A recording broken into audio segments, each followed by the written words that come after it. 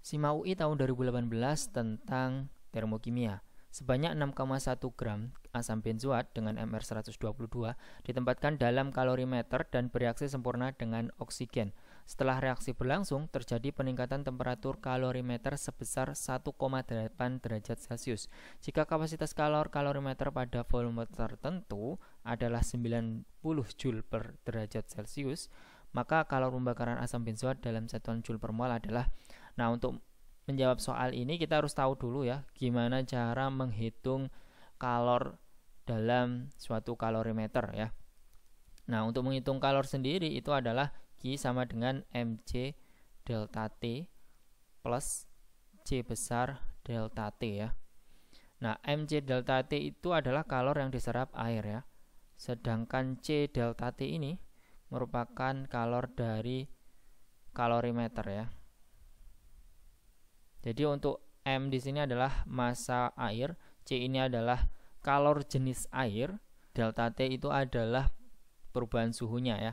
Kemudian untuk C besar ini merupakan kapasitas kalorimeter ya. Kita masuk ke soalnya. Di sini kita tulis dulu ya apa yang diketahui semuanya itu ya. Jadi di sini ada massa dari asam benzoat itu adalah 6,1 gram. Kemudian ada MR-nya itu ada 122 ya. Kemudian ada terjadi peningkatan temperatur kalorimeter sebanyak atau sebesar 1,8 derajat Celcius ya. Jadi kalau misalkan peningkatan temperatur atau suhu ini ya, artinya dia itu terjadi reaksi eksoterm. Nah, berarti di sini delta T-nya itu adalah 1,8 derajat Celcius gitu ya. Kemudian, jika kapasitas kalorimeter pada volume tertentu adalah 90 Joule per derajat Celcius, berarti ini adalah C besar ya.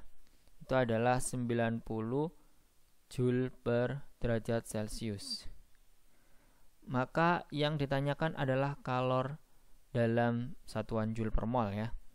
Dalam soal ternyata kalor air itu tidak diperhitungkan atau tidak diketahui ya di situ. Artinya kalor air itu diabaikan gitu ya. Maka Q-nya itu adalah C delta T.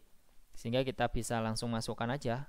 C-nya itu adalah 90 Joule per derajat Celcius. Kemudian delta T-nya adalah 1,8 derajat Celcius. Nah, berarti Q-nya itu adalah 162 Joule ya. Nah, ini kalornya dalam satuan Joule itu adalah 162 Joule ya. Di sini yang ditanyakan adalah pada Joule per mol gitu ya. Artinya kita mencari delta H ya. Delta H itu adalah min Q per mol. Min di sini itu artinya reaksinya adalah eksoterm ya. Kalau misalkan nanti reaksinya endoterm, kita nggak perlu tambahkan minus di sini ya. Berarti Q-nya itu adalah 162 per molnya kita harus cari dulu. Mol itu adalah massa per MR ya. Berarti 61 dibagi dengan 122 itu adalah 0,05 ya. Berarti kita masukkan aja di sini berarti 0,05.